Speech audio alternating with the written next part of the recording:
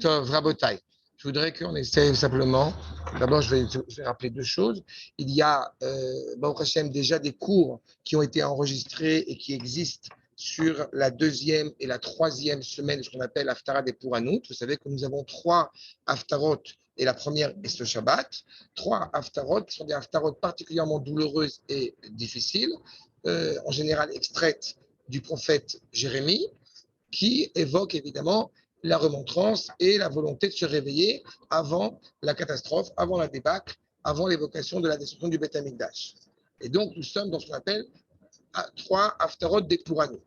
Et une fois que nous avons passé ces 3 Haftarot de Pouranout, la dernière étant le Shabbat Chazon, qui est juste avant Tisha B'Av, c'est la paracha de Devarim. Tisha B'Av est passé, on passera à 7 Haftarot de Nechamta. Nechamta, c'est la consolation, jusqu'à Rosh Hashanah. Maintenant, la première, effectivement, alors, il y a des cours sur la deuxième et troisième qui existent déjà sur YouTube, mais je me suis rendu compte que je n'avais pas fait un cours sur la première Haftarah. Alors, c'est l'occasion de traiter un petit peu ensemble. Évidemment, on ne peut pas tout traiter, mais on va malgré tout essayer de traiter un point ou 2 points qui sont particulièrement intéressants. C'est quand Akadosh Baruch Hu va s'exprimer à Jérémie, à Yermia, il va lui donner deux images que Yermia est sondé pour regarder ce qu'il comprend, ce qu'il entend de ces 2 prophéties, de ces 2 images prophétiques qui ont été transmises. Ces 2 images, en l'occurrence, que j'ai appelées un petit peu familièrement, mais c'est ça l'idée, un bâton d'amandier et une cocotte minute. Sir Nafoir, c'est une casserole qui est remplie à ras-bord, qui va exploser. Alors évidemment, quand je dis ce titre-là, je vous dis la vérité, je rigole tout seul quand je fais ce genre de titre. Parce que je me dis, ceux qui connaissent la Haftarah, voilà, ils comprennent évidemment où je vais. Ceux qui ne connaissent pas la Haftarah, c'est quoi ce truc? D'accord? Surtout, voilà. Non, mais surtout que je parle de la destruction du Beth Amikdash, du Hamisla, etc. Donc on se dit qu'il y a quel rapport entre les deux? C'est ce qu'on va essayer de comprendre ensemble, dans notre étude. Moi, je dis qu'il n'y a pas de raison parce qu'on est dans l'Haftarah cette semaine, l'Haftarah de la Paracha. Achav nous dit, première chose, Rabbi Yitzhak Abarbanel, que vous avez devant les yeux, accord numéro 1, Atzarot a Nirot Benevoa, Einam Kulam Bederech Echad. Quand on parle de catastrophe, quand on parle de drame, si je recule, j'ai pas reculé, mais il y a une moto qui est passée. Merci. Atzarot a Nirot Benevoa, je reprends, donc ces misères que nous pouvons traverser, ils ne sont pas représentatives en une seule voix, une seule version. On a eu l'occasion d'évoquer, et je vous rappelle, qu'il y a énormément de prophètes. Il y a eu évidemment dans l'histoire, énormément de prophètes. Pas tous ont été compilés, ont été mis dans le canon biblique, comme on l'appelle, mais ceux qui ont été mis dans le canon biblique sont ceux qui étaient d'actualité pour l'éternité. Cependant, on a pu avoir des réalités de prophéties, de prophètes qui prophétisent au même moment. Dans la même période. Seulement, tout en décrivant un épisode similaire, il n'en demeure pas moins qu'ils ne vont pas le décrire de la même manière. D'accord? Chaque prophète, il a une prophétie à part entière. Il a une identité, j'ai envie de dire, à part entière. Pour l'anecdote, Yermia, si vous n'avez pas vu ce Torah de quelques minutes, il paraît sur YouTube de la Yeshiva, il faut rappeler que Yermia, il vient de Anatot. Yermia est un Cohen déchu. Parce qu'il y a eu malheureusement, dans le schisme du royaume, de l'entité politique, eh bien, Éviatar, les aïeux de Yermia, ont pris malheureusement parti, pas pour Shlomo. Il y a toute une catastrophe par rapport à cela. En réaction à cela, cette famille de Kohanim ont été exclus dans cette ville de Anatot, qui était une ville de Kohanim, mais qui ne travaillait plus au Beth Amikdash. C'est comme si le rôle du Kohen n'avait plus sa place. Et c'est à lui que Akadosh Baruch Hu va s'adresser pour lui dépeindre la destruction du Beth Amikdash. C'est dans ce cadre-là qu'il faut l'entendre. Il faut toujours avoir en tête, et encore une fois, je me permets de le rappeler parce qu'on ne peut pas rentrer dedans sans en être conscient, Yirmiyahu, il a vécu 40 ans avant la destruction du Beth Amikdash, Et il a vu la destruction du Beth Amikdash devant les yeux. C'était la prophétie, bien sûr. Mais il a vu aussi. C'est-à-dire prophétiser des choses pour l'éternité. Parce que je répète, la prophétie, je te rappelle, c'est pas annoncer un événement. On enlève le grec. D'accord? La prophétie, on a dit, c'est qu'on avait rappelé, c'est Navi, c'est être doué de parole. C'est arriver à transmettre avec fidélité la parole du Créateur, qui s'inscrit pour l'éternité. D'accord? Donc un rap quand il enseigne. Justement, un chacham, on va te dire, adif minavi. Pourquoi? Parce que le prophète ne livre que ce que lui Akadosh Baruch Hu lui a dit. Donc, il est, entre guillemets, cadré. Alors que le chacham, il peut aller beaucoup plus loin. Parce que le chacham, justement, eh bien, il est attaché à la parole d'Akadosh Baruch Hu, tout en découvrant par son rapport à son rave, par son étude, par sa capacité intellectuelle et par ses vertus, à essayer d'arriver encore plus en profondeur avec ce que vont transmettre les chacham à travers les générations. Le chacham, on ne le rappellera jamais assez, il part d'ici et il arrive dans une réalité idéale où le monde doit aller. Le Navi, il est dans cette réalité idéale et il s'adresse à un monde qui, lui, justement, pour le coup, n'est pas parfait, n'est pas accompli. D'accord? Maintenant, quand on voit ces misères, donc, encore une fois, ces drames qui sont traversés, nous dit le Rav Abravanel, qui est Beyot Hashefa Elahi, ligne 2. Cette abondance divine chez Kol Hanavi, que tout prophète, par même Kocho, Amedame, Beyoto Mushpa Misechel. C'est-à-dire, comme on l'a dit, le prophète. On peut avoir deux prophètes qui vont dire la même chose, mais ils vont retransmettre de manière distincte les mêmes des propos différents tenus par le seul être, par Akadosh Baruch Hu. Et grâce à sa capacité intellectuelle, il va réussir à donner forme à ce qu'il a dit. Quand je dis intellectuel, ce n'est pas que intellectuel au niveau cerveau, c'est beaucoup plus que ça. Yakshim Adavar, Amoussag Alav, qui lui est donné, qui lui est conceptualisé, Veya Sebo Machal Betsura, et qu'il va exprimer à travers une allégorie, à travers une image, pour comprendre ce que Akadosh Baruch Hu a transmis. Veya Tsurot Eile, ses forces, ses formes, chez Mifal Koachanavi, qui sont toute la qualité du prophète, Vedimiono et son imagination au sens positif du terme, Yuchesuela, Vealem Amar, Vedibarti Alanevim, Veanochi Chazon. J'ai parlé sur les prophètes, je leur ai donné un idéal, je leur ai donné une aspiration. Herbeti ou Beyad Anevim Adame. Je vais ressembler tel que le prophète est capable de m'approcher. C'est pas? J'ai souvent rappelé ça, et c'est vrai aussi encore plus pour le, pas moins pour le, pas pour le Bentoa, pas moins pour le Chacham, cette idée que quand on parle d'un prophète, on ne parle pas d'un professeur universitaire. Ce n'est pas un cours magistral. Le prophète, il est totalement impliqué dans cette parole prophétique. Par son identité, comme je l'ai dit, Yirmia, il est Cohen. D'accord? Il y a toute cette implication derrière. Archa, chez Hachefa, je saute une ligne ou deux, pour l'essentiel, pour comprendre pourquoi je vous ai amené le Rabbi Sagapavanel, que ligne 6, Hachem Itbarach, Ishpia al Yirmiyahu. Il a influencé le prophète, Shefa Sichli, donc il m'a donné il lui a insufflé ce souffle cohérent, encore une fois, de la parole qu'il veut tenir. Vermiao Bekoach Dimiono, grâce à son imagination, mais comment on dit, fructueuse, c'est pas une imagination manchonzère. Ikshimo Veimshilo. D'accord? Ça aussi, pour qu'il n'y ait pas de maladresse. Quand je parle d'imagination, c'est le seul terme que je connais en français pour ce point-là. Pour être un prophète comme il se doit, il faut arriver à un niveau intellectuellement et des qualités, des vertus, être proche de la Torah évidemment, à un niveau très élevé, plus une qualité d'imaginaire. D'accord? C'est pour ça que le danger, et c'est pour ça que la prophétie s'est arrêtée, au moment où il y avait, je rappelle, une abondance d'idolâtrie. L'idolâtrie aussi fonctionne sur l'imaginaire.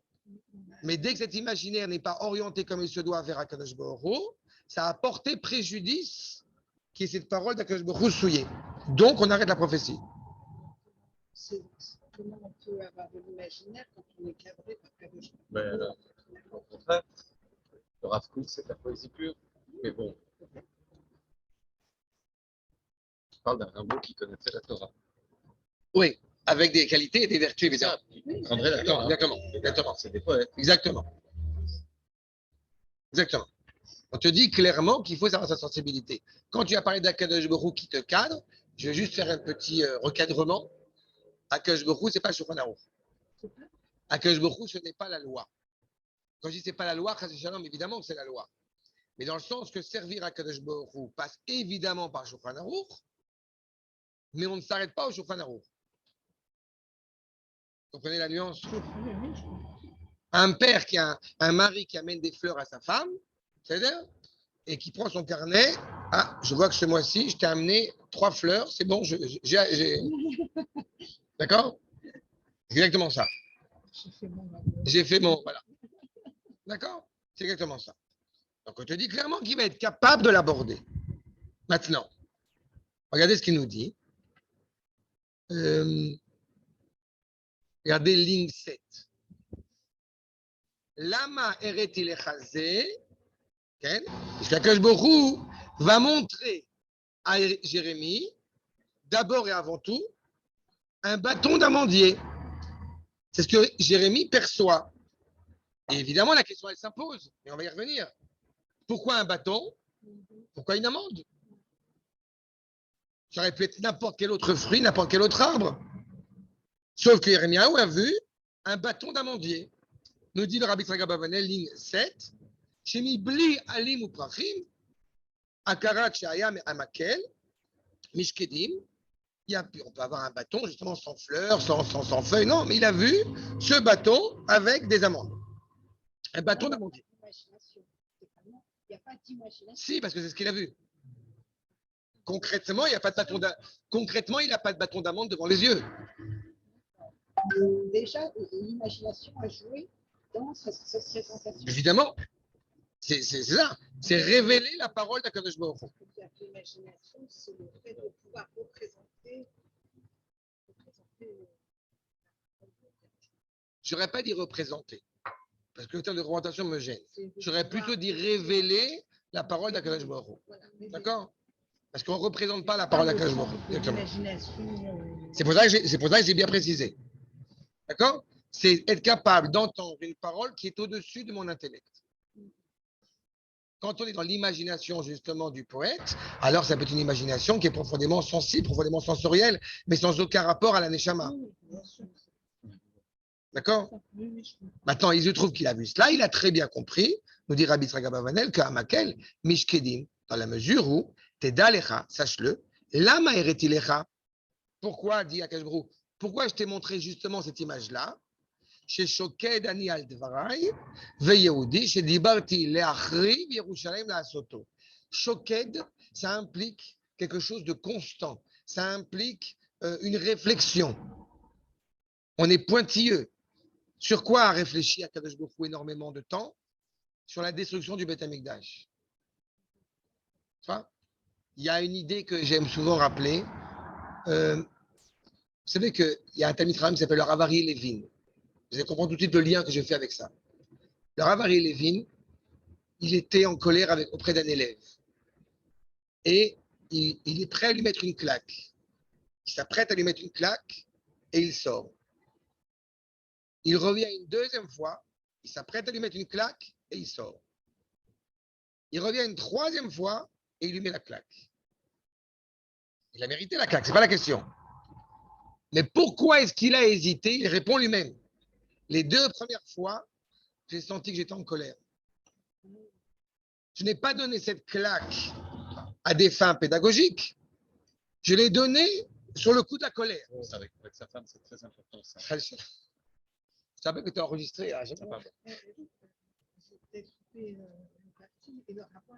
Justement. Non, le bâton n'a pas encore arrivé. Je parle de la destruction du Beth Amikdash. Non. Le mot shaked, amande, ça vient d'un verbe, c'est relié à un verbe aussi qui s'appelle lishkod. Et lishkod, c'est s'atteler, c'est insister, c'est réfléchir. Ça veut dire que ce que dit le Rabbi Tzraga Bavanel, le fait qu'il ait vu un amandier, ça a déjà un sens, encore une fois, la polysémie et la profondeur de la langue hébraïque, langue de vérité, ce qu'elle implique derrière. Ça veut dire que quand Eh bien, il a vu ça, il a compris qu'Akadosh Baruch Hu a mûrement réfléchi, parce que c'est pas évident, de prendre la décision de détruire sa propre maison. Et l'implication que ça a pour le peuple, encore une fois.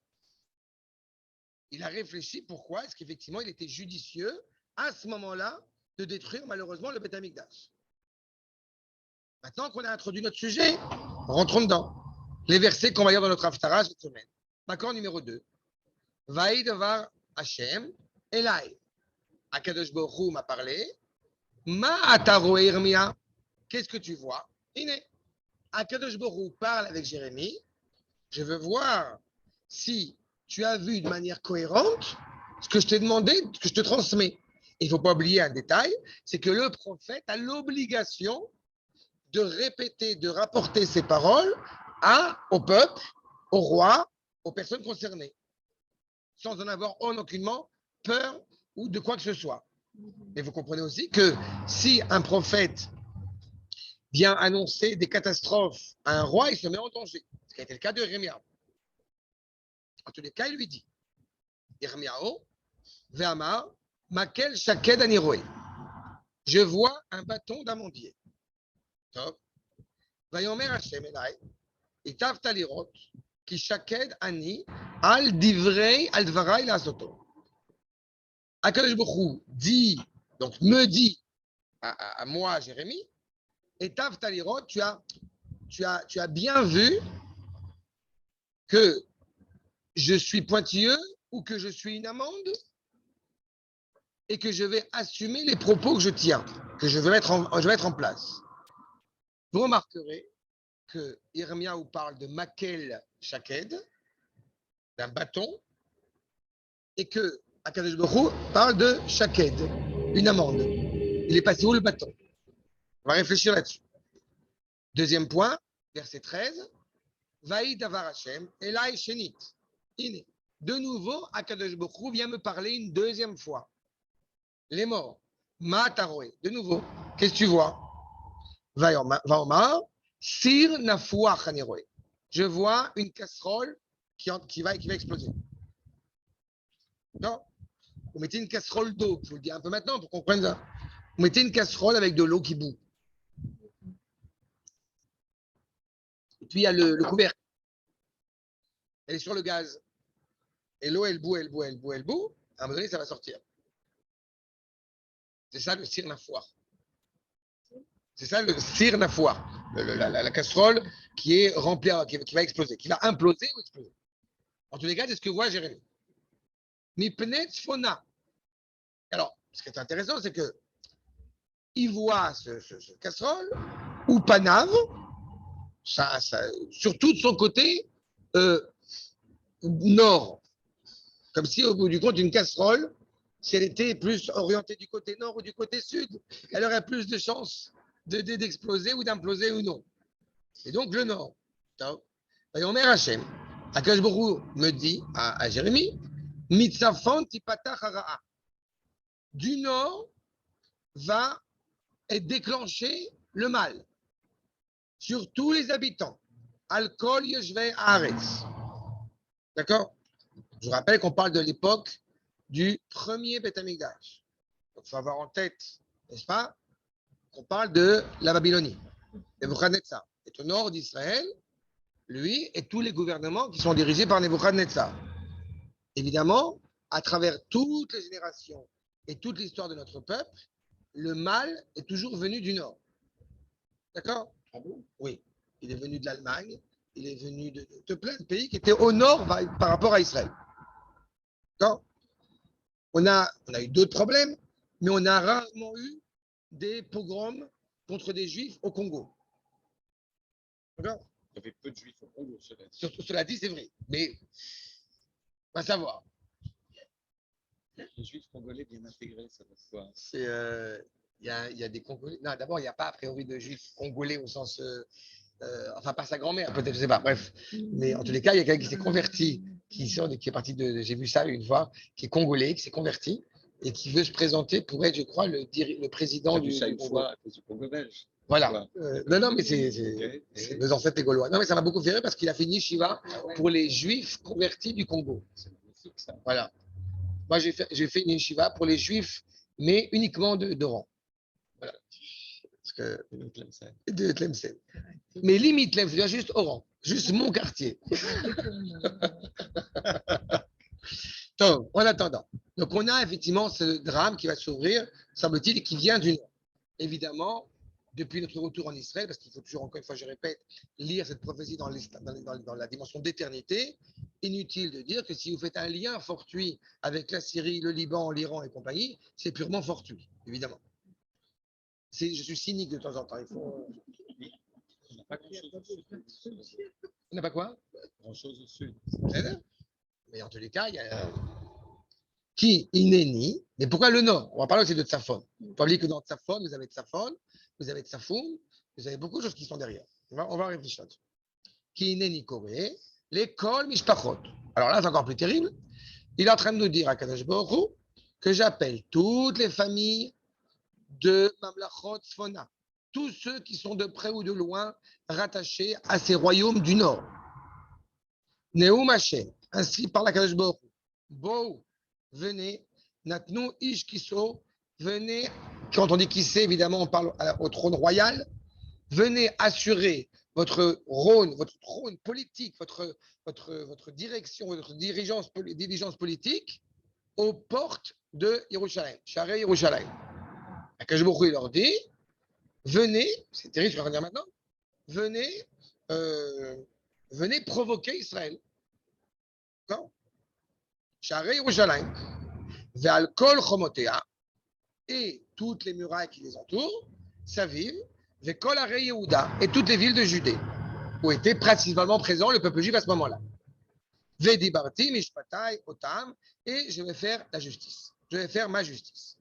Al kol ra'atam asher azvuni, sur le fait qu'il m'ait abandonné, sur le fait qu'ils aient veikteru, keter, la ketoret, en araméen, ketir, c'est le lien avec Akadosh Baruch Hu. Veikteru, les Elohim. C'est que d'un côté, ils m'ont abandonné, mais ils sont pointilleux de faire des sacrifices, de faire des ronds de jambes, pardonnez-moi l'expression, parce que d'abord, il faut être religieux. Les Elohim, Acherim, Veishtachu, les Maaseyedem. J'ai donné un coup il n'y a pas si longtemps que ça, et j'évoquais à quel point le Beth Amikdash tout manque. Et j'évoquais notamment le sacrifice de Pessah. Et la personne, elle m'écoute parler.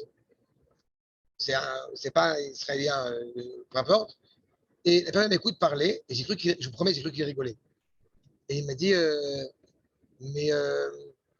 mais t'es sérieux, le sacrifice de Pessah, quoi, le sang, tout ça, mais ça rappelle un peu les musulmans. Et j'ai cru qu'il rigolait. Parce que, je vous promets, j'ai cru qu'il rigolait. Non, mais ça, c'est pas réfléchi. Ben non, on aspire à. On veut l'agneau de Pessah, on veut on veut. C'est tout à fait de Pessah, c'est ça? Et ben j'étais choqué le fait que. Alors, bon, je n'en veux pas, le pauvre, il ne savait pas. Mais ça m'a surpris que ça lui paraisse aussi, je ne sais pas, aussi insolite de parler de ça. C'est-à-dire qu'être juif, c'est son petite prière, son petit truc, son petit machin. Ah non, on est passé à côté de quelque chose d'important là. C'est ce que dit Akash Baruch Hu. Ils sont allés servir d'autres divinités. Enfin, ils se sont prosternés en copiant leurs actes.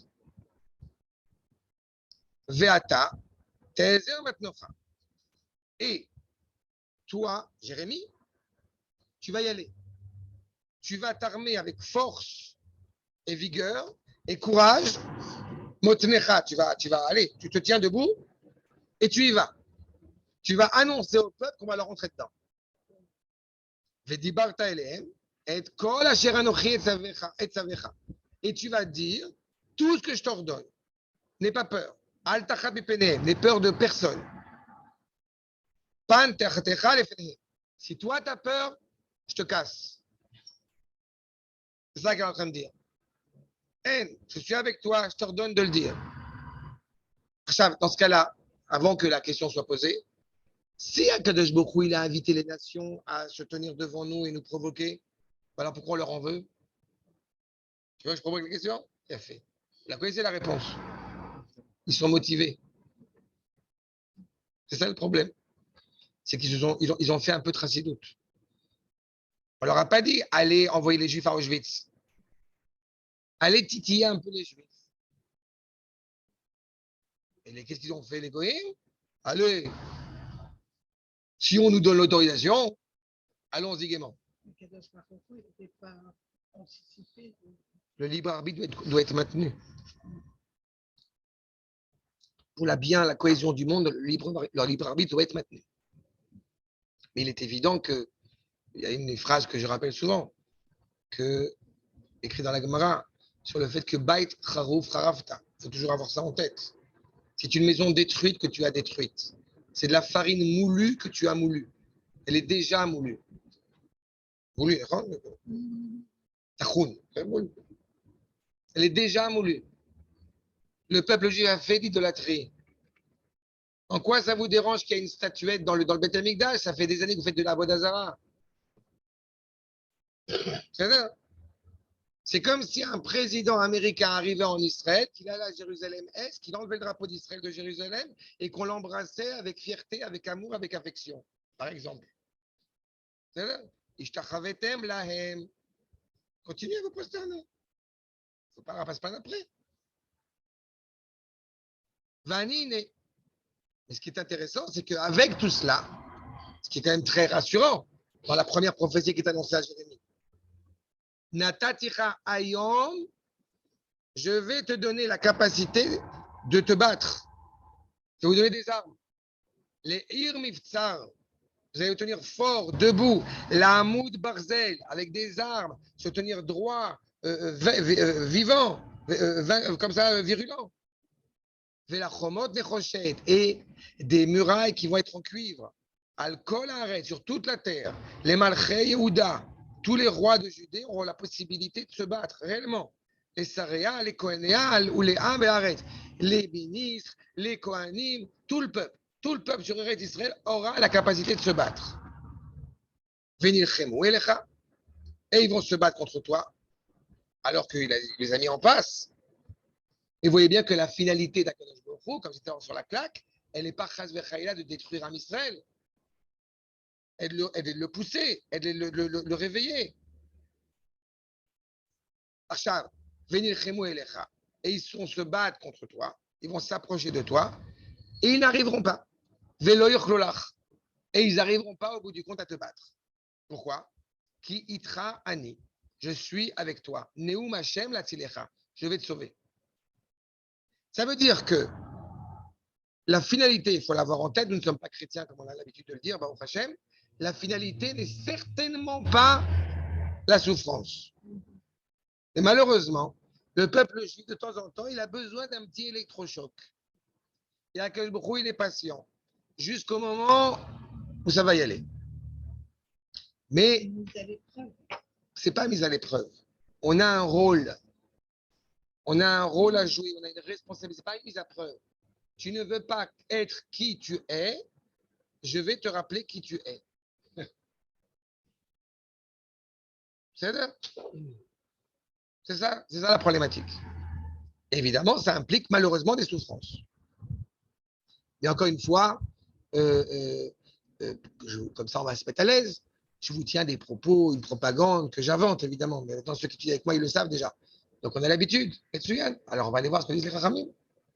Le Malbim, l'accord numéro 3. D'abord, j'ai posé la question qu'il s'agit d'un bâton d'amandier. En hébreu, vous avez plusieurs termes pour parler de bâton. Vous avez makel, vous avez maté, par exemple cette semaine matot. Oui, mais c'est encore autre chose. Mais tu as raison, mais ça c'est par rapport au web surtout. Mais dans le sens de bâton, au sens que l'homme tient, on a maté, on a mishenet et on a makel. C'est les trois essentiels. Et qui ont un sens bien défini et bien distinct. Voyons ce que dit le Malbim.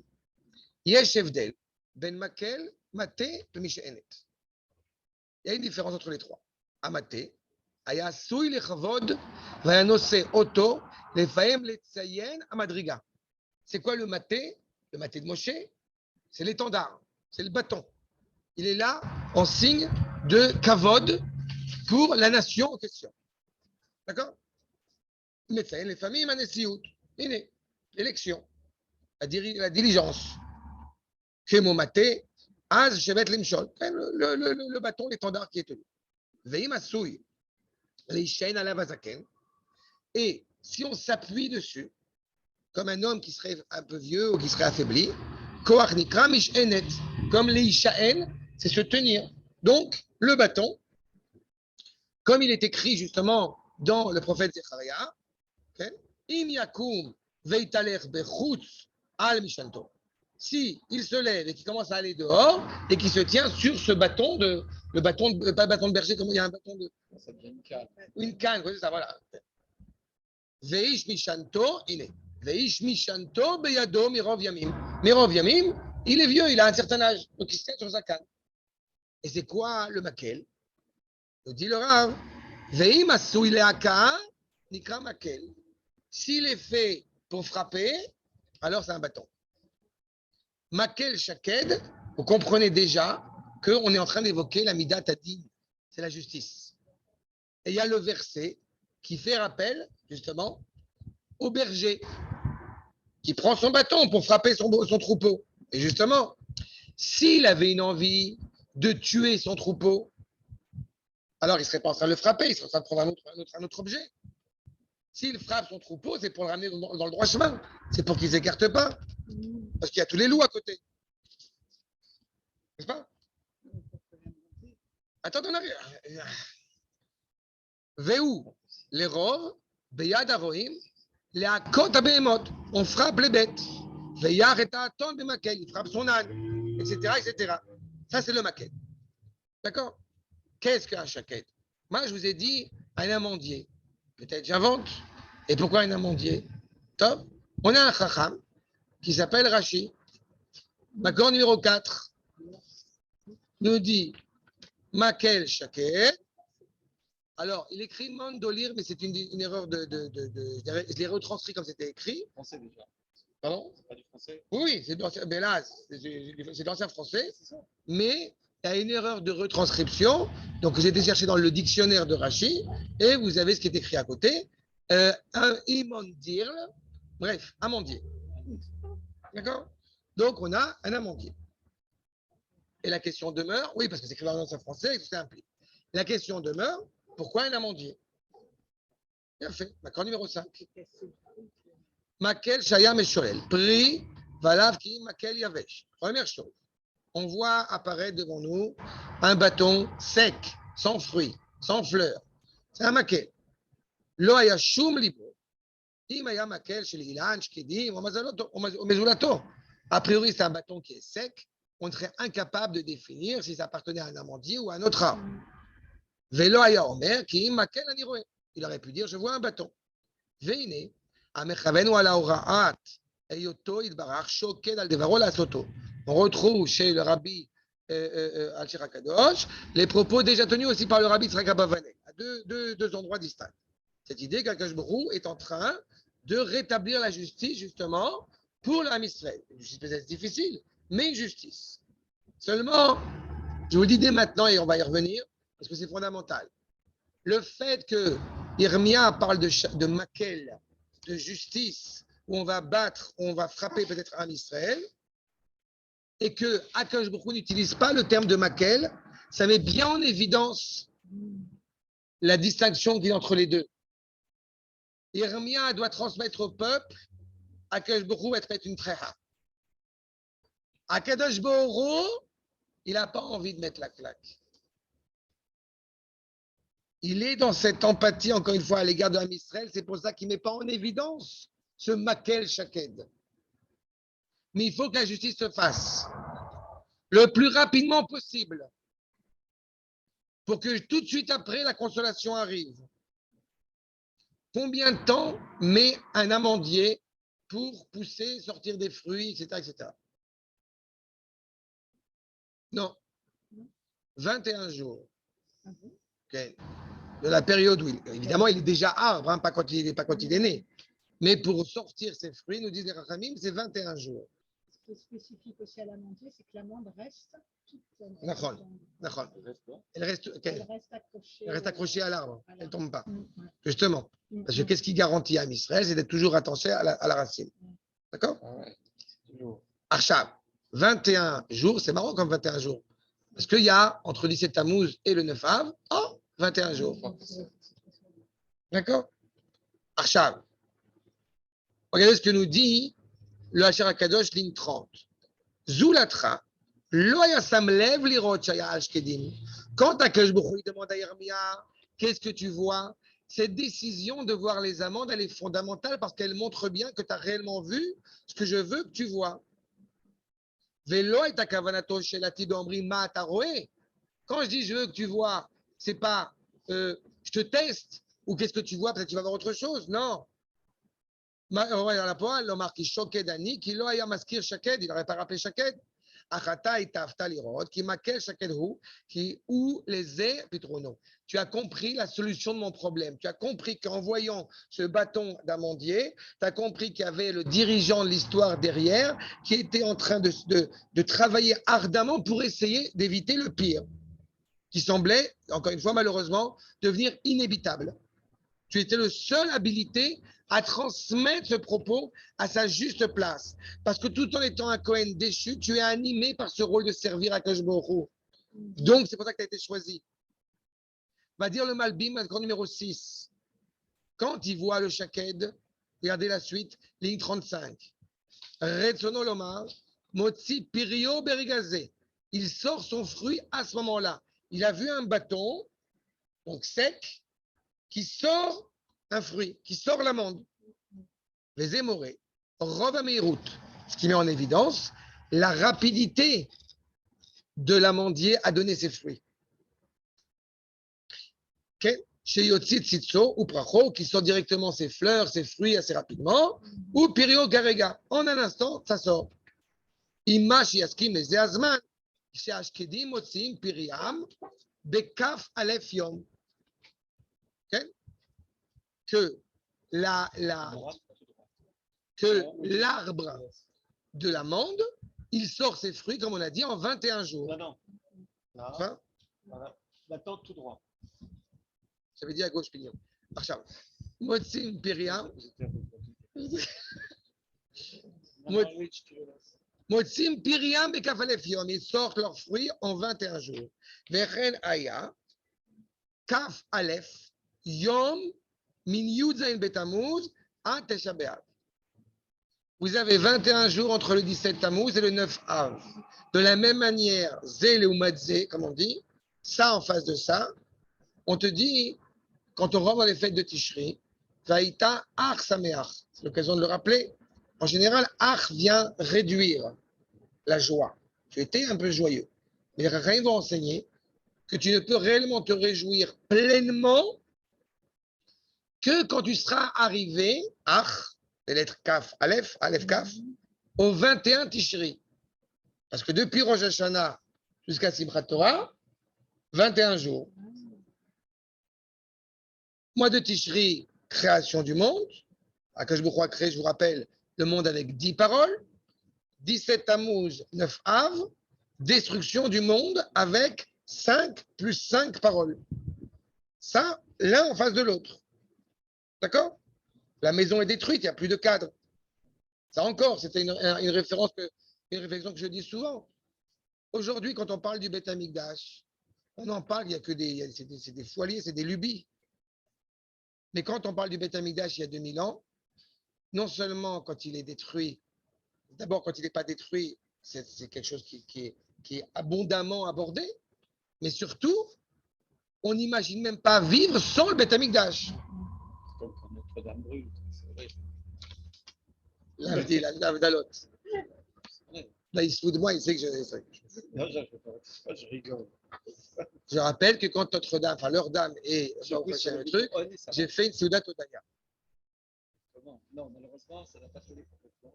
Mais ça rattaché. On a de l'espoir. Création du monde ou de l'homme, demande Laurent. Réponse. À partir du moment où Adam, l'homme, est créé, je rappelle que le Aleph Betishri traditionnellement n'est pas le jour de la création du monde, Yom Erat Olam, alors qu'on le dit dans la prière, mais c'est la création de l'homme, c'est l'avènement de l'homme. Le monde ayant été créé pour l'homme, celui qu'on appelle Adam, c'est-à-dire qu'il a un sens moral, donc il est évident qu'à partir du moment où on parle du Aleph Betishri, le monde a acquis son sens. C'est pas Achat. Donc, vous avez ça en face de ça. Il faut aller vite. Il faut aller vite pour amener malheureusement ce drame, pour ramener après la sérénité qui va justement assurer, à poursuivre le Malbim. Vous voyez, l'accord numéro 6, ligne 40, quand la colère, entre guillemets, va passer, ou baiser un maral sadadarouche et tav talirot, tu as bien fait de voir, tu as bien vu ce que je voulais réellement. Je ne veux pas détruire Am Israël, je veux booster Am Israël, malheureusement, dans une démarche dure, avec une seule ambition. Ashkida Azot, il est Tovat Israël Vatzalatam. Le seul but, c'est de sauver Israël. N'est-ce pas?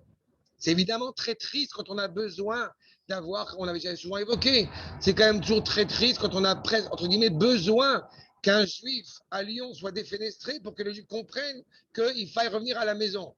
C'est très triste. Mais certains, ils ont besoin de ça. C'est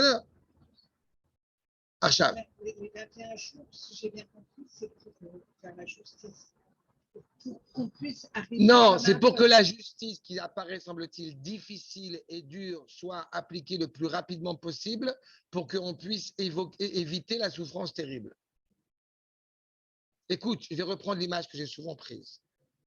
Le 17 Tammuz, tu as dans la tête l'image d'un enfant, d'une mère qui attend son enfant, qui est partie dans la rue avec son vélo. On ne sait pas où il est, on est fou d'inquiétude. L'enfant, il revient. On est en colère, t'étais où? Je t'ai attendu, je te mets une grosse claque, tu m'as fait de la peine, tu m'as inquiété. Le 9 Av, ce même enfant, il était avec son vélo et là, nous, il a eu un accident de voiture. On retrouve l'enfant, il est dans le coma. La mère, elle n'est plus en colère. D'accord? Elle est folle d'inquiétude, mais elle pleure, elle espère juste qu'il va s'en sortir. Le 17 Tammuz et le 9 Av. Ça, c'est l'enfance juive. C'est sympa, là. Le 9 Av, tu as les chérubins qui sont dans le Beth Amikdash, qui sont embrassés l'un dans l'autre, je ne le rappellerai jamais assez. Le Beth Amikdash, il est détruit et les kérouvim, ils sont embrassés l'un dans l'autre. C'est ça la femme qui est folle d'inquiétude, que son fils est dans le coma. Le 17 Tammuz, tu peux réparer encore. Le 17 Tammuz, tu fais les tachanonim, tu fais les supplications. Le 9 Av, c'est un jour de préfiguration de fête qui sera dans l'avenir, qui est Moed. Il n'y a pas de Tachanoun au 9 Av. On est dans une autre réalité. J'ai coutume de rappeler Mina Metzar Karatiya. Le 9 Av, tu ne peux pas aller plus bas que ça. Tu ne peux que remonter. Et encore une fois, cette décision, elle est prise malheureusement par le Ham Israël et sa volonté de se laisser influencer par la culture étrangère. Est-ce que ça implique derrière? Mais donc, ce maquel de Shaked, 9 Av, c'est Tov. Pardon, Rav, bonsoir. Bonsoir, André. Une question.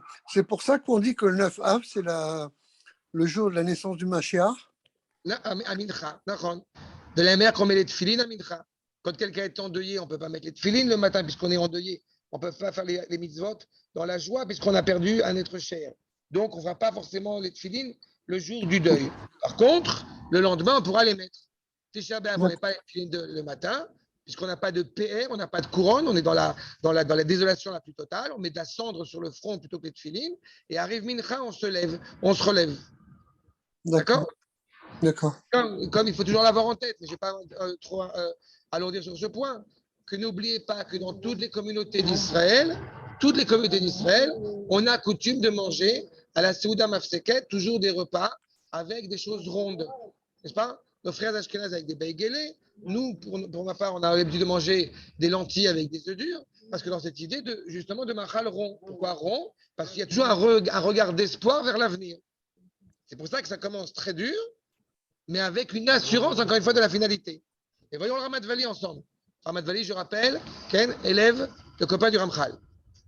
Kavanatova Itali Tova. Ken, André. Et c'est peut-être pas le sujet de ce soir, mais le fait de mettre les téfilines le matin ou pas, est-ce que c'est c'est une grande discussion. Moi, dans ma communauté ici en France, on avait l'habitude de on a l'habitude de les mettre. Pour les Mekoubalim, certains ont l'habitude de mettre les tefilines le matin à la maison et après d'aller à la synagogue. Mais étant donné que je suis élève du Rav Zini et que le Rav Zini a toujours raison, de toute façon, donc par conséquent, les tefilines, on ne les met pas le matin, on les met l'après-midi. C'est ça? Voilà. Accord numéro 7. Non, c'est de la halakha, c'est pour ça que j'abrège, je ne comprends pas. Le Ramat Vali. Je vais expliquer qui est le Rav Zini à l'occasion, comme ça vous comprendrez que ce n'est pas juste une phrase de Chassid. Bref. Nous dit le Ramat Vali. Kavanato Aitale Tova. Son intention était bonne. L'intention d'Akadosh Baruch Hu, elle est bonne. Kiou mekalkel almanat letaken. La graine qui pourrit pour sortir le vivant dedans. Veishkod Hashem. Akadosh Baruch Hu, encore une fois, ainsi cette réalité mauvaise, terrible qui s'annonce. Veyavia alenu ki tzadik Hashem Eloheinu, en mettant en évidence qu'Akadosh Baruch Hu est un tzadik et la justesse et la justice la plus évidente. Venimsa chez Adina Kaché, malheureusement, c'est une justice difficile, dure, qui s'empresse de venir. C'est pour ça que je reprends ce que tu as remarqué. Mais Maher Lavo, 21 jours, on va vite. On n'a pas envie de retenir les mauvais jours. Même Maher. C'est ça qui est insistant en parlant justement que c'est justement l'amende qui est évoquée. Pour mettre en évidence, puisque c'est le bâton qui va frapper, il faut qu'il batte, mais vite, pour qu'on passe à autre chose. Les tachlit tov, avec une seule finalité, d'amener, encore une fois, le monde à être meilleur, d'amener le bien qui va enlever ce mal. Mina malchut. Je sais que tu vas me dire sadique, toi et tout, je sais très très bien. Je ne peux pas m'empêcher en écoutant le cours d'y penser. Et là, le bâton, ça a duré sacrément longtemps. Ça a duré 6 ans. 6 ans. Par rapport à Staline, qui a duré près de 50 ans. Ouais, mais bon, c'est chez nous, c'est son peuple. Non. Des juifs russes, des juifs d'origine russe, crois-moi, quand on prend Hitler comme pourri, ouais. Staline était pas mal non plus dans le genre, par rapport aux juifs, je te parle. Ouais. D'accord? Tu veux qui encore? Tu veux en Afrique du Nord? Tu veux en Angleterre? Tu veux où? On les a dit, tu les sors partout, tu veux. En France, Louis IX, Philippe le Bel, qui tu veux? Louis XIV, l'évocation de l'Édite. Non, c'est bon, on connaît. Ça, on va... C'est pour préfigurer les traits de Tichri, en fait. Il y a une certaine préparation, mais encore une fois, ça n'empêche que c'est très dur quand même. Oui. Et comme j'aime à le dire, malheureusement, à chaque fois qu'on m'interroge, et c'est comme dit Arnaud, à Sadik, Mechila, non, Mechila. Quand on m'interroge sur cette question de la Shoah, où était Akash Baruch Hu, il faut toujours avoir en tête de répondre à la personne. Et toi, tu étais où? Ça, oui. Non, je sais que toi, je sais, on a déjà parlé, c'est pas traditionnel. Mais comprenez, c'est une nuance fondamentale. C'est ce qui est en train d'évoquer ici. Avant d'aller se plaindre auprès d'Akash Baruch Hu, tu fais quoi? Depuis ces dernières années, et vraiment, je dis ça, je m'en excuse, c'est sans aucun orgueil. Mais je suis très fier sur un point, et je sais que c'est fanatique, c'est extrémiste, ce que vous voulez. Je suis très fier, et encore plus depuis ces dernières années, d'avoir le sentiment d'être au bon moment, au bon endroit. Et ça fait plusieurs années que ça se passe, et à chaque fois, je fais. Non, mais parce que le côté d'être un peu embarqué. On se fait renvoyer sur le territoire, sur la colonie, on monte sur le rabat, je me fais arrêter par la police, c'est pas grave, je continue. Parce qu'à mes yeux, encore une fois, c'est juste, pas le blanc. Le blanc, non. C'est juste. Donnez juste le blanc, le rave. C'est pas grave. Attends, vous comprenez, c'est vraiment important. Attends, quand vous entendez, je reprends. Les tachlitato, la circolara, d'enlever tout ce mal minamalchou, de l'entité politique, entité hébraïque, afin de revenir, de le construire après sur des bonnes bases, sur une bonne fondation. L'essence même de la Kedusha, elle doit être construite et reconstruite comme il se doit. On est embarqué, on l'a dit plusieurs fois à cette même table, on est embarqué dans le peuple. Quand Jérémie parle, il parle pour le peuple, au nom du peuple. Pourquoi il aurait du mal à dire? Pas seulement parce que sa vie est en danger, mais parce qu'on n'a pas envie il y a une souffrance terrible dans ses propos tenus, encore une fois, si on a le moindre affection pour son peuple. C'est ça qui est en train d'être dit. Et ce qu'on veut, c'est qu'effectivement, ça passe le plus vite possible. Maintenant, une fois qu'on a compris donc ce bâton et cette amende, On va passer à la deuxième allégorie qui est évoquée, la casserole, la cocotte minute. On commence par le Malbim. D'accord numéro 8. Sir Nafoir, Dimionze Naot, Meod la Didmebo. Ça ressemble. On peut après le cours, mais c'est possible. Je suis désolé. Si c'est possible, excusez-moi. Le fait est, c'est que dans cette casserole, donc à quoi elle fait référence, qui est Mayumam Shilim et Yerushalem les Sir. Jérusalem serait, d'accord numéro 8. Jérusalem serait métaphorisée en cette casserole. Cette casserole qui est en train de bouillir. Les Sir, Ve Ama, les Bassar. Si Jérusalem c'est la casserole, Am Israël c'est la viande qui est à l'intérieur. J'ai dit de pas mort. Non, il a dit remplir à bord, il n'a pas dit. Non, j'ai pris l'image de bouillir. Non, j'ai pris l'image de ça pour qu'on comprenne la casserole qui bout. Mais on te dit, il y a de la viande là-dedans, il faut qu'on mange, c'est pas ça. Attends, on va revenir à ça. Première évocation, donc Jérusalem, la casserole, la viande à l'intérieur qui brûle, qui chauffe, c'est Am Israël. C'est la chair d'Am Israël. Chez Kemo, chez Assir, Shomer et Animsa, comme la casserole, grâce au couvercle surtout, elle garde, elle préserve ceux qui sont à l'intérieur, de ne pas sortir à l'extérieur, de ne pas exposer. Betocho mipnaesh, ce qui est à l'intérieur dans le feu. Balishlodbo, afin que le feu n'ait pas de contrôle sur lui. Ken Aïr, de la manière que la ville indétrônable, la ville de Jérusalem entourée de murailles, cette casserole qui protège Israël, tant qu'il y a un couvercle. Tant qu'il y a un couvercle, tant qu'il y a la providence divine qui est sur lui. C'est pas Yeshamra mipnei haoyev, qui va les garder de ses ennemis. Imshil et Yerushalayim, les sir à la fois, Umaala et Retichut. Une casserole qui est en train de chauffer, effectivement. Quand vous comprenez qu'il est en train de chauffer, c'est-à-dire qu'il se passe quelque chose au sein même. Ça fomente au sein d'Am Israël. Il se passe quelque chose. Mais, malgré tout, l'histoire continue. On est protégé. Vous croyez que j'extrapole quand je dis que quand un président digne, descendant de Esav, va dans la vieille ville de Jérusalem et qu'on lui enlève le drapeau d'Israël de sa voiture, que c'est un petit détail? Non, ce n'est pas un détail. C'est une claque. C'est un affront. Et si le dirigeant politique du peuple juif ne tape pas du poing sur la table et ne dit pas tu ne peux pas faire ça parce que Yerushalayim, Birat Israël, capitale de l'État d'Israël pour l'éternité, eh bien au bout du compte, tu te reçois une claque et tu dis rien. Bah, t'attends pas ce qu'il y ait autre chose. C'est ça qu'il faut chercher derrière. Maintenant, on sait pourquoi. Parce qu'il manque le roi, il manque le Kodesh, il manque la Torah. C'est on sait. Mais bientôt, Chazar va venir au pouvoir. Ne me chauffe pas. J'en supplie, ne me chauffe pas. Tu sais très bien ce que je pense d'eux aussi, c'est pas la peine. C'est pas eux qui m'intéressent, on s'en fout. Le problème, c'est que ceux qui sont censés représenter ça sont pires que les autres.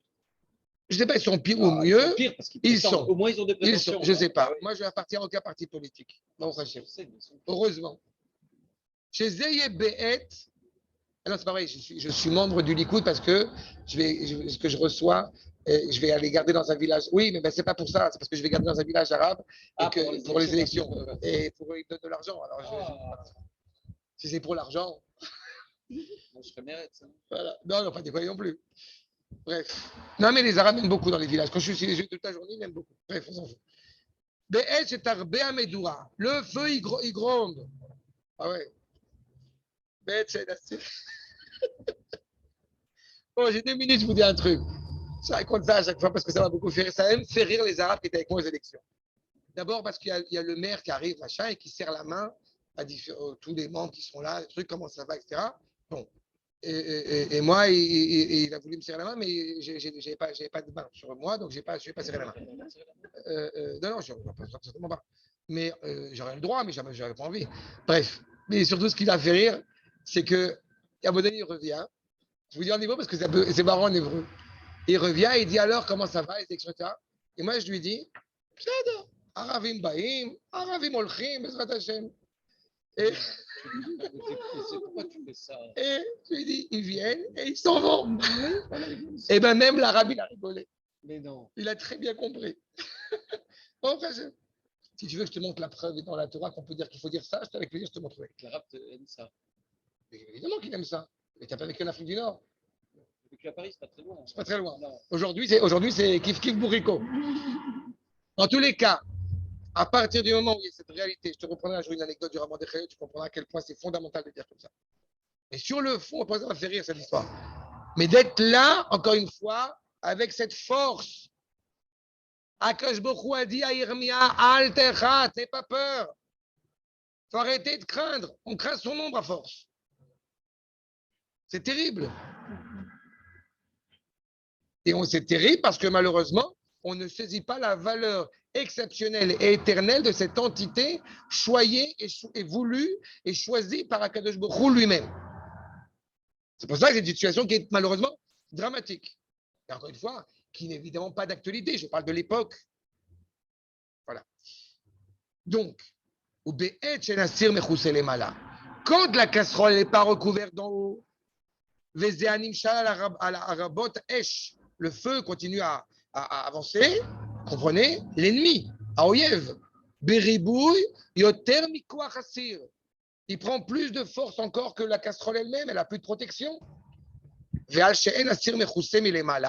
Comme la casserole est plus recouverte d'en haut, notre force, si vous vite, on n'est plus protégé de part et d'autre. J'ai eu l'occasion cette semaine, justement le 20 Tammuz, j'ai eu l'occasion d'aller faire une sikha, un cours pour des soldats nouveaux immigrants des 4 coins du monde, Brésil, Amérique, Angleterre, France, des 4 coins du monde. Et bon, Rachel, j'aurais fait une sikha, ça durait 3 quarts d'heure, ça durait 2 heures. Et ils étaient chauds. Mais quand on voit des soldats, il faut les donner la force au niveau Emouni. Ils vont partir se battre demain, s'ils ne sont pas animés par on est à Israël, on est à Mkadosh, on va réussir, on va.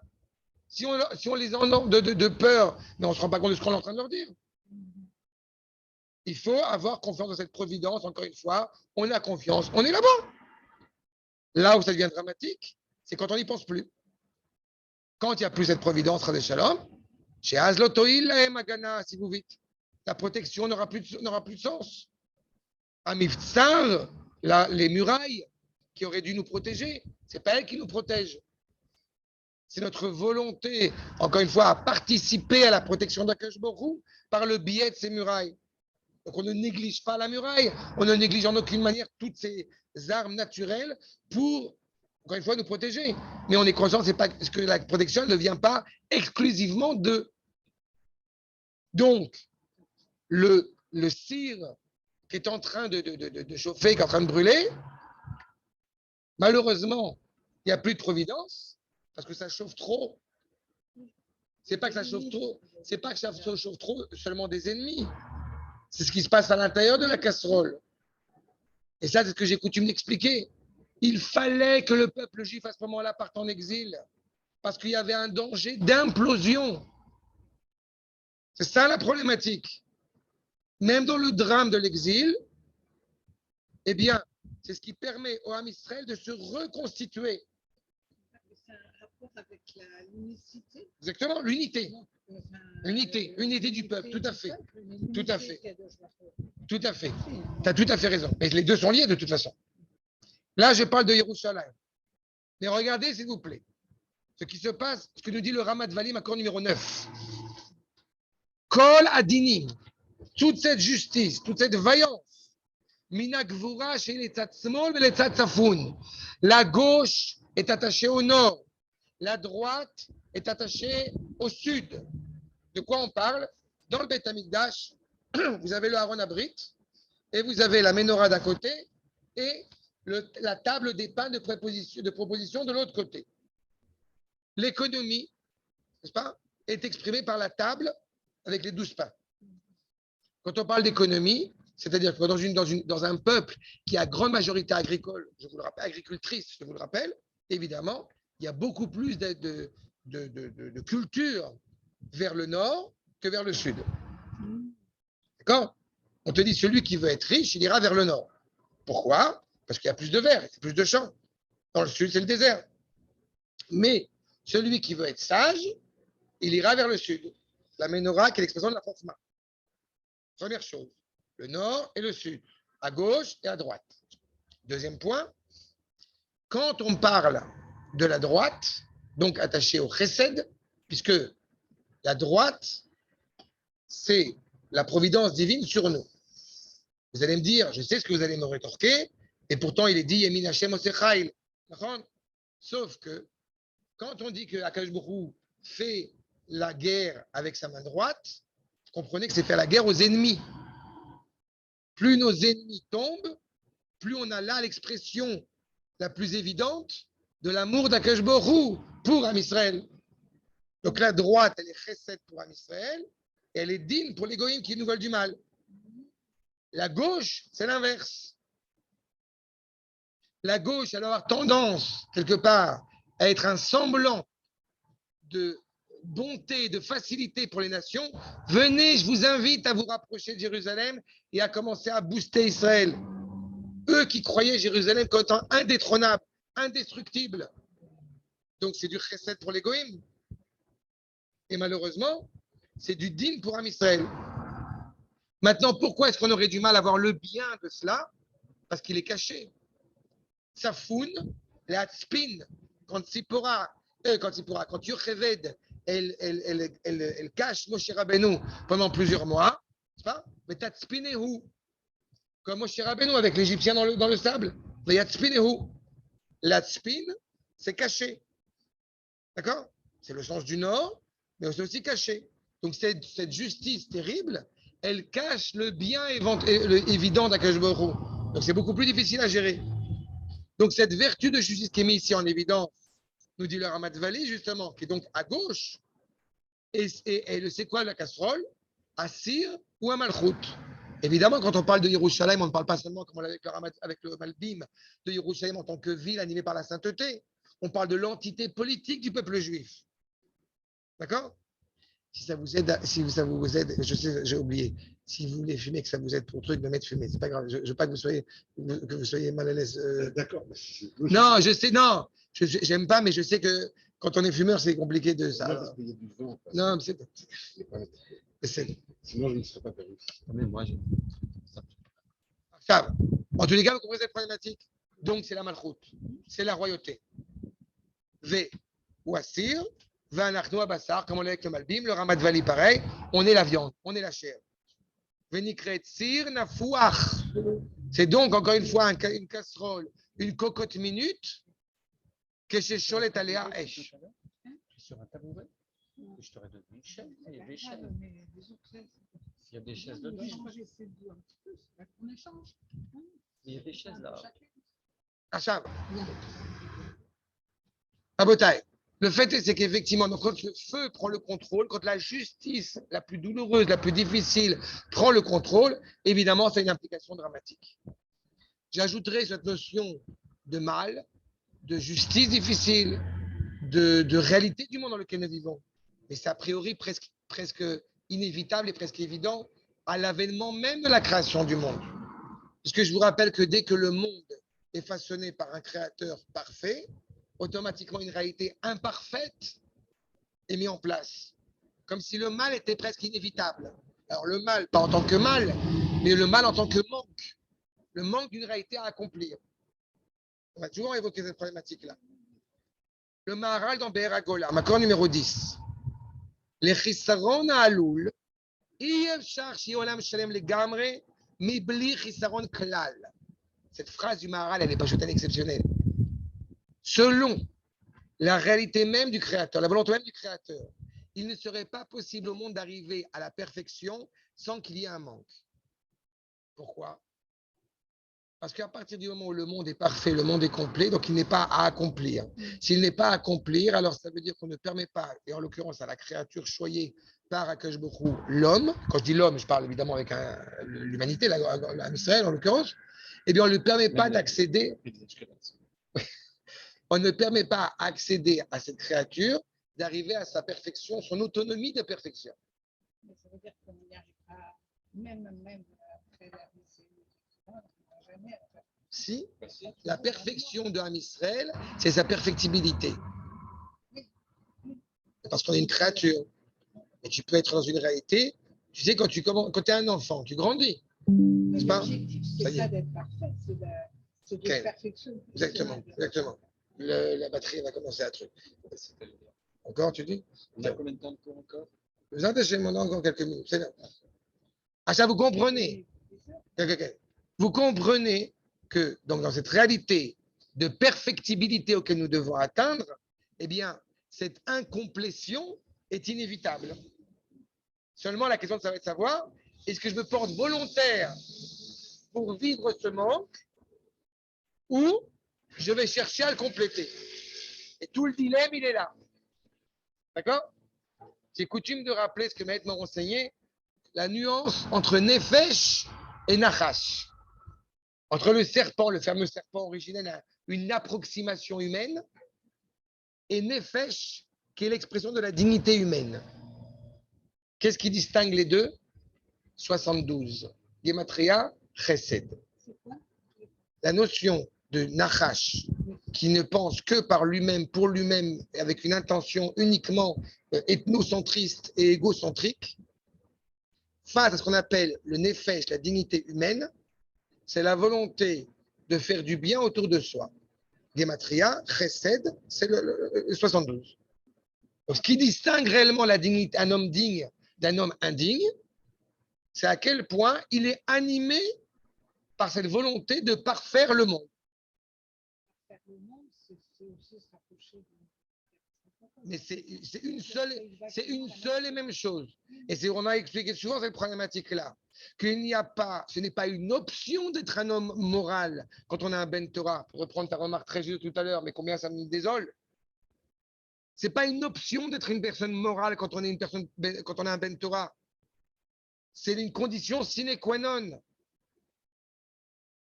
Je n'ai pas dit qu'on n'avait pas, vous n'avez pas le droit de trébucher. Alvaï, si on était tous des tzadikim, ça serait bien. Je n'ai pas dit qu'on ne trébuchait pas, qu'on ne se trompait pas. Mais avec l'infinie conviction qu'on doit avoir un chemin de droiture. L'infirme conviction. Oui, j'aime bien ce qu'on dit. Oui, c'est tout ce qu'ils disent que tu es en train d'expliquer. C'est la problématique. C'est une conviction qui est infirme. Malheureusement. Parce qu'encore une fois, on travaille. Le jour où je te dirai, j'ai dit souvent, le jour où j'arrive à te dire, écoute, t'es gentil, Coco, même plus de Mechila, plus de Sadik, pas du tout. Le jour où j'arrive à te dire, écoute, t'es gentil, je suis parfait, c'est ce moment-là qu'il faut que ça y est. La conviction, c'est la conscience de Pinchas. Oui, mais chez lui, c'est vrai. Ah, oui, d'accord, on l'a évoqué. Exactement. Non, c'est tout à fait ça. Donc, clairement, on va nous dire le Maharal, puisqu'il aurait été manquant, justement. Ligne 19. Les fichach. Ça va, car les cieux, la dimension céleste n'est pas encore complète. Vezot i abritza. C'est ça, justement, ce qui va chambouler le monde. Puisque le monde n'est pas complet, il va falloir l'accomplir. Il va falloir le compléter. Et le monde, encore une fois, se prépare, ça est animé pour compléter ce monde. Maintenant, on comprend l'attention. Toi, Irmia, tu as peur d'aller voir le roi et de leur dire de choses pareilles, mais comprenez ça aussi à un deuxième niveau. Toi, le peuple, tu as peur d'être animé par cela. Et puisque le monde est mené par la justesse, puisque le monde est mené clairement par cette justice, on te dit, qu'est-ce qu'on met sur son bassin? C'est l'épée, c'est l'arme. Sois armé de vigueur. N'attends pas de tomber. N'attends pas qu'ils viennent vers toi. Vas-y. Ces étapes sont nécessaires. Parfois, les mutations d'identité, les mutations même physiologiques et psychologiques d'un enfant à l'âge adulte sont complexes. Mais on ne peut pas être dans l'état de regret de ne pas être encore un enfant, parce que justement, on avance, on construit. N'aie pas peur de cela, ni physiquement, ni physiologiquement, ni psychologiquement. On doit avoir cette identité et se construire avec elle. Va nous dire la Torah dans Sefer Dvarim, accord numéro 12. Al tira ve'al tachat.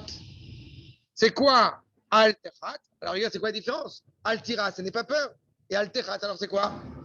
Rashi nous dit, pas Rashi, le natif de Vologine, accord numéro 13. Chez l'Otiou Nishbarim Balev. Hier, j'ai passé mon temps à dire aux jeunes, aux adolescents qui étaient là-bas, que le fait qu'on soit été renvoyé au bout du compte des jours, on a perdu, c'est une catastrophe. Je fais non, on a gagné. Parce que la parole que vous avez tenue, parce que les propos de Torah qu'on a construits, parce qu'on s'est assis en Eretz Israël, on a étudié la Torah, on a construit, on a gagné. On n'est pas brisé de ça, au contraire, on est revigoré. Parce que peu importe, quelles que soient les épreuves qu'on traverse, à l'échelle globale, celle du peuple juif, elles sont une part de construction. Dieu sait combien j'aime rappeler à la fin du chapitre 3 de chapitre 4 de Megillat Echa, les lamentations de Jérémie, où il est inscrit que plus aucune nation ne vivra ici. Volonté des Babyloniens puis des Romains. Et nous, on est là, et on se tourne vers les Babyloniens, et on se tourne vers les Romains, et on leur dit en yiddish, Chè. C'est vrai? Vous êtes où? Nous, on est là. Mais tout ça, c'est dû à quoi? Parce que le Ham Israël continue à se construire, n'aie pas peur et avance. Tu n'as pas peur d'eux. Et moi, te dis Akadosh Baruch Hu, pourquoi tu ne peux pas avoir peur? Pourquoi tu ne peux pas te briser? Parce que je suis avec toi, même dans cette épreuve. Tu as parlé d'Auschwitz tout à l'heure. Combien de fois, je le rappelle, les Juifs qui font Mincha à Terenzinstadt et qui disent Ashrei Yoshvei Vetecha, Rabota, il faut être conscient de cela à chaque fois. Combien sont heureux ceux qui sont assis dans ta maison? Dire ça à Terenzinstadt, dire ça à Bergen-Belsen. Mais quelle force il faut avoir pour dire ça? C'est pas d'imagination, c'est l'avenant, c'est la force d'Am Israël à travers 2000 ans d'histoire. De ne jamais s'être résigné là où ils étaient. Jamais. C'est pas l'imagination, c'est une confiance. Je vais me permettre une blague, c'est avoir confiance dure comme fer. Tu as compris la blague? Non, bon. Oui. Parce que c'est l'autre. C'est confiance en Akadosh Baruch Hu. Il va donner des armes, on va construire, on va avancer avec ces difficultés. Je n'ai pas beaucoup de temps à cause de la batterie, mais je veux quand même malgré tout terminer. Excuse-moi, juste terminer. Non, c'est bon. Regardez ma corde numéro 16. Avec cette garantie justement que Akadosh Baruch Hu s'adresse à nous. Nous dit le Ramat Vali, ma corde numéro 16. Amerachem Elion. Il voulait anticiper la consolation au désastre qu'on allait traverser. Que vous comprenez bien que quand vous allez recevoir la claque, malgré tout, et d'abord et avant tout, je vous aime. Dit Akadosh Baruch Hu. Vous imaginez l'importance, modestement, mais avec les deux enfants, on le fait quand on les dispute. L'importance de dire à ses enfants qu'on les aime. On va leur rentrer dedans. Évidemment que je t'aime. Mais, c'est fondamental. C'est pour ça qu'on n'est pas dans le Shulchan Arour. Tout à l'heure, pas que dans le Shulchan Arour. Il y a ce lien, encore une fois, d'intimité entre le Créateur et la créature d'Israël. On n'est pas perdu, on ne peut pas perdre l'espoir. Itabel Atikva. Mais pnei tokef atzarot, à cause des misères et des drames qu'on a traversés. Les firach, Siva el Anavi. C'est pour ça qu'il ordonne aux prophètes soit la consolation pour la royauté. Vous allez tomber, vous allez trébucher, vous allez perdre, et on va revenir. Chez Kol Sharam al-Khuyot, toutes les autres royautés qui se sont succédées et qui vont venir, et qui sont venues et qui viendront. Aomdot Alea, Tiena, les Shemamot Olam. Laisse-les construire. Elles ont des âmes, elles vont construire, elles vont faire tout ce que vous voulez. Elles vont bien se développer pour totalement disparaître. La crêpe. Qu'est-ce qui reste des Cananéens, des Chittim, des Yébussim, des Girgashim? Quand l'homme Israël, je vous rappelle, il sort d'Égypte, et Ashereye, tu dis pas ça au Ham Israël. Ils ne sont pas prêts à l'entendre. Eux, tu leur dis, je vous ramène en Eretz Israël, on va y aller. Et à qui tu dis, Eye Ashereye? Au Talmidei Rachamim. Au Talmidei Rachamim, tu leur dis, j'étais avec vous dans les désastres que vous avez traversés pendant 210 ans, je serai avec vous aussi dans les prochaines déboires. Mais avec cette conviction qu'on va revenir et qu'on va avoir suffisamment de force. D'accord? C'est clair, Botaï? On s'arrête là? La batterie est morte. Des questions? Il n'y a pas de questions. Non. Merci beaucoup. Shalom Kol Tuv. Shabbat Shalom. Merci, Shabbat Shalom, merci beaucoup. Shabbat Shalom.